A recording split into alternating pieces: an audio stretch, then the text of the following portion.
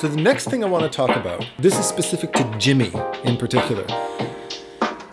If you've ever been to the Montreal Comic-Con, or if you're familiar with the Montreal Comic-Con, the logo for the Montreal Comic-Con that it has been for how many years now? Like something like almost 10 years now. 10 years is Jimmy's design, okay? So he knows he's a very big part of these events and stuff like that. And as far as promotion, going out to Comic-Cons, going out to events and stuff like that, which I'm only really starting to do now, because I wasn't much into the comic scene. I'm more of a concept artist and illustrator and stuff like that. Going to Comic-Cons, you meet tons of amazing people, and you make tons of contacts. Mm-hmm. Now, you're somebody who's very seasoned in this. Whenever I go to a Comic-Con or whenever I see an event, you go to Jimmy's booth and he's got this whole freaking production going on. You always get those artists that are kind of sitting there going, screw off, I'm drawing. You know, they give you this stuff. Where Jimmy, he's got this whole banners and beautiful splash art and all this kind of stuff. From your experience, what makes, when you pass by somebody's booth, what makes them popular? What makes them noticed? What makes people notice somebody at an event like that? Well, I think it's important that you acknowledge that people are there. Yeah. You know. Yeah. They're curious about your work. They want to, you know, and, you know, what I've noticed is like people put you on this kind of, you know, protective glass. Yeah. You know, they're afraid to approach. They're afraid to like bother it's true, you. Yeah. You know, their kids are really like hands-on, so they'll go and they grab your stuff and they're like, no, don't touch it. And I'm like, yo, that's why it's here. I told them, don't be shy. I laid it out like this so you can actually like flip through it and and you know, see for yourself if you like my work and if it's intriguing enough to purchase it. But I'm not here for you to buy my stuff. I'm not gonna sell you my stuff. The stuff is selling itself. You are the decider. Right. You know, me, I'm like, I'm just here to know people, get to approach people, get their opinions, and seeing how the experience are like in this whole Comic-Con thing. There's a lot of people are there for the first time, and I'm there to have fun. You know, so it's just as much fun for me to sit there on my table and have all this thing laid out for you than it is for you to come and talk to me, and I want you to come and talk to me. Yeah. I'm here for that. And it really, really makes a lot of difference for me personally. Like, it really gives me that drive to keep on going, seeing like how people are very receptive to my work and me as a person. Mm-hmm. So it's that time of year where I really give myself that gift. Yeah. You know, it's when you work in an agency, it's not easy to get the credit. Yeah. You know what I mean? That for your work. Most of the time it's the company that gets the credit or your department. But if you don't really stand out in your daily work, this is the time like Comic-Con where you are the center of all that attention, all that good positive vibes. It all comes down to you, and it makes all the difference. Yeah, yeah. And when people are, this is something we had both commented about. There was I can't remember which con it was a while back, but I remember a couple of people really stood out to me, and these people didn't have the biggest, flashiest presentation, but had droves of people standing around their table. Yeah. And the one in particular we both pointed out was Richard Sorrell. Okay. Yeah. I remember going to the event, and it was the first time I met him. I didn't know who he was. And Jimmy had already known him because they go to a lot of these events together and stuff. And the thing I noticed about Richard is he never let anybody leave his table. So if anybody even walked by, he's like, hey, how are you doing? And he would invite people into the table, and he would finish chatting one person up, and he would be almost holding on to the other guy's hand, making sure they didn't leave. And he made sure to make a bond with everybody who came to that table. Now, there were hundreds of people presenting at this event. I bought his stuff. Yeah. I promoted his stuff. Not only because I loved his artwork, I mean, it's freaking gorgeous stuff, but because he made a personal connection with me. Yeah. It was personal at that point. People care about the art of people they care about personally. Yeah. Yeah. If the person's a jerk, that affects the way you perceive their artwork. It's a very personal experience. And the fact that Richard went out of his way to make me feel comfortable, to make me feel welcome, is very often the opposite mentality that a lot of these artists have. They're more concerned with how people perceive them Whereas more of a leadership type of character is more concerned with how other people feel. So Richard, instead of being centered in himself and concerned about his own appearance, he completely disconnected from who he was and focused on other people's comfort around him. He was always like, if somebody was nervous, he made an effort to not make them feel nervous. You do the same thing. People walk up to the table and you know, people see Jimmy, you know, his beard and leather jacket and big guy, and people look at him and think, oh, this guy's gonna kick my ass, right? But then, what are you doing here? What are you looking at me for? Look at my face. Within 5 seconds, I can't see Jimmy without laughing. I can't. You know, I would see him walking down. We lived on the same street, and I'd walk him down the street, you know, all serious looking, and I would fight back a smile. Everybody who knows Jimmy feels that way about him. But that's the thing. You immediately make people feel comfortable around you. And I've always noticed you being the type of guy who always went out of your way to take care of other people's comfort. And that to me is a very big difference in personality between one type of person and another. Some people are more introverted, some people are more extroverted. That's normal. But it's being conscious of other people's comfort level. And when people feel comfortable around you, they connect to you. And that's where opportunities come from. That's where people remember. That's why I remember Richard. And he was one of hundreds of people there, right? So that's such a huge deal. Like, and how do you feel? What are the things that you find really turn people off? Like when you're walking around the Comiccons and stuff like that, what kind of people do you just kind of learn to avoid at a certain point? Well, you know, how many times have I heard like, oh, have you met so-and-so artist? He was there like this weekend. I'm like, yeah. Well, I didn't get to his booth, and they're like, he's such a jerk. Oh, yeah? The artwork is beautiful, but it's such a jerk. People just want to like, they even felt bad about paying the money. Yeah. They just paid the money because he's in season right now and people love his work, but they're not really happy about that purchase. Yeah. You know, gorgeous artwork, but the person sucks, kind of like turns you off from that whole, it turns that whole experience into a negative thing. You know what I mean? And I think that's sad because a lot of these artists, you can tell they're here for the money. They're here to make money. And you can smell that right away. And they're super uninterested to meet people or to talk to people. They're just like, they talk to their people. Yeah. You know what I mean? Like, that's it. And they're mostly on their phone, not caring. Then you look through the portfolio, like, that's 300, that's 250, that's this. And like, right away, they tell you, like, how much things They don't even say hi to you. You know, so you're not even going to be like, you know, you're not even get a chance to be intrigued and see if there's anything that you really like and see the value in that artist. You know what I mean? Like, you just right away, it's about money. Yeah. So, you know, you see that a lot, and I think it's really sad. But, you know, some people don't care about that. They just want the artwork, and they don't care about the artist. But I think, you know, when you're the artist and you're there at your table, you know, I think if you have a bad attitude towards being physically there and not treating people really nice and making it all about the money, it kind of kills the vibe. It creates like a dark spot in that artist alley where people are like, man, this guy, I don't know. You know what I mean? Like, and I see that a lot, and I think it's sad, but, you know, me, I'm just here to make the people, honestly, like, that's what makes me happy. It's just the and then the years that come after, they're like, hey, remember me? I'm like, of course I do. These are my kids, and they all like sit down and we're all drawing together, and they're like, you know, they ask me questions, you know, honest questions. Can you make money? Can you make a living off of that? You know, and all these concerns because their kids are into comics and they really want to do that. Yeah. And you just tell them the real, from my experience, this is what happens. So, you know, it's up to you to change that, or, you know what I mean, like, be careful not to like set yourself up for disappointment. Yeah.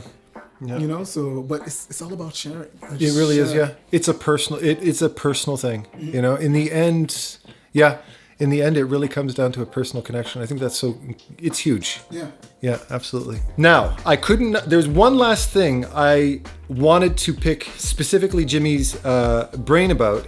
And again, I could not have him here without talking about this, because I know that this is huge for you listeners out there, especially artists that want to work independently and get into their own thing.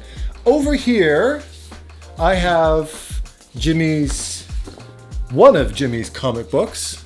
Over here, like that. Okay. I'll link everything in the description below. You can check it out. Jimmy Suzan, The Defiant Edge, TRICOMB Dynasty. He's been doing this for a long time.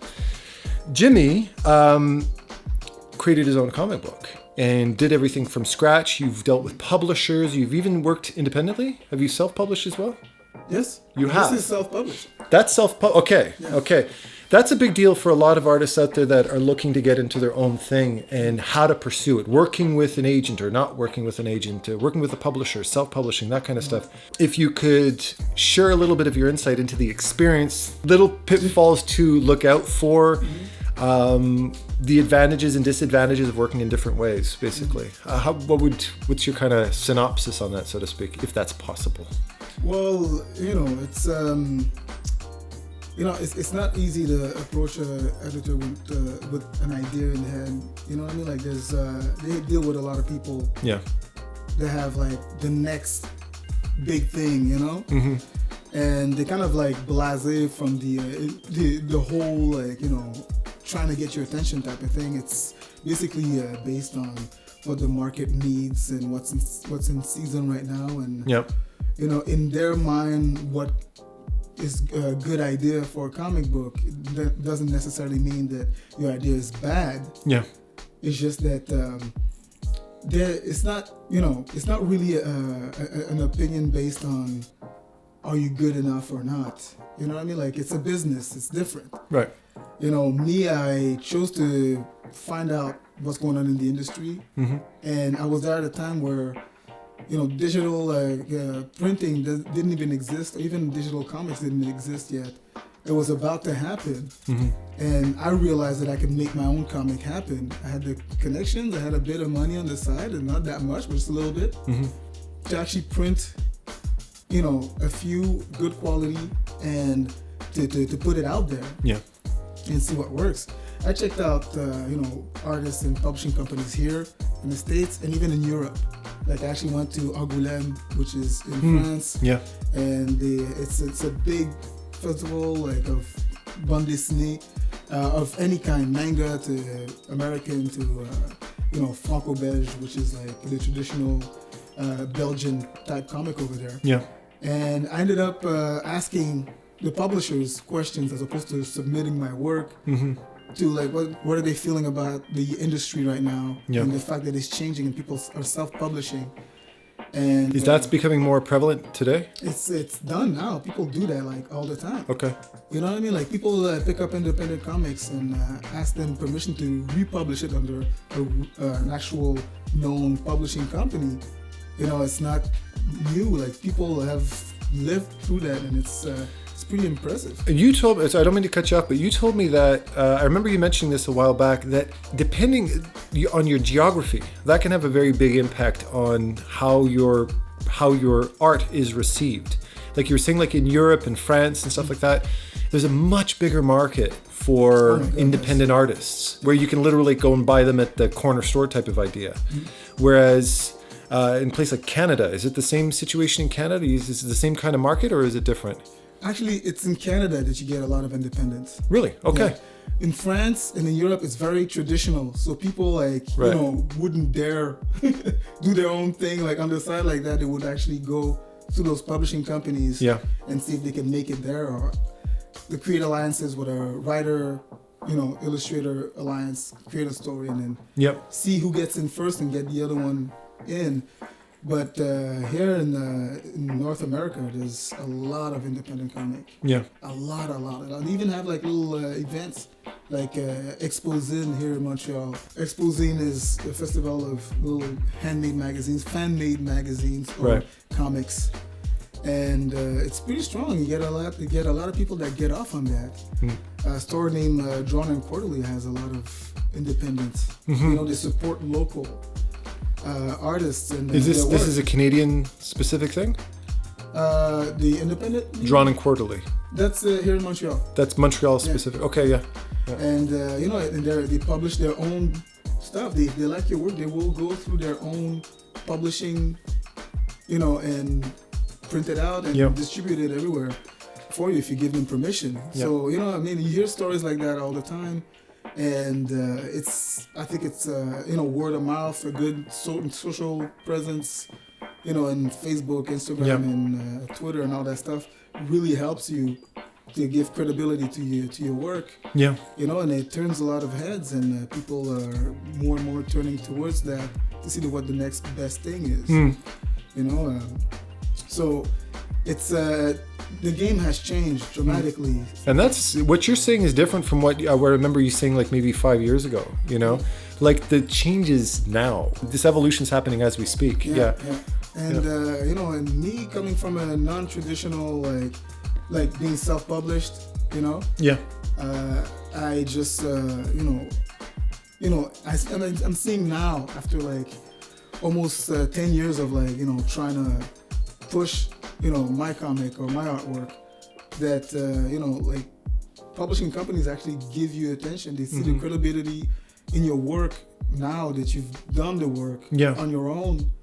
You know what I mean? Yeah, like you had to do the work first for them to recognize. You don't wait for them to give you an opportunity to work. You got to do it first. Yeah. Nobody waits for any opportunity. You have to like stand out. You have to, you know, you have to really like. That's important. Yeah. Work a lot of work to actually get some attention. But I mean, I eventually got it, and you know what? I'm gonna take advantage of it and just like work as hard as I can, but you know, I'm not afraid of buckling down and getting to work, because as I was doing this, I had a full-time job, doing 60 hours a week, and then like finding time to do like a 20-pager, like, wow, you know what I mean? That's it's just it's actually kind of you know, it's exhausting. I'm thinking about it. I'm like, just give me a second. Let me check my pulse. Just talking about it. Yeah, Apple Watch. Oh shit! My heart's about to explode. Yeah. But seriously, it's like, you know.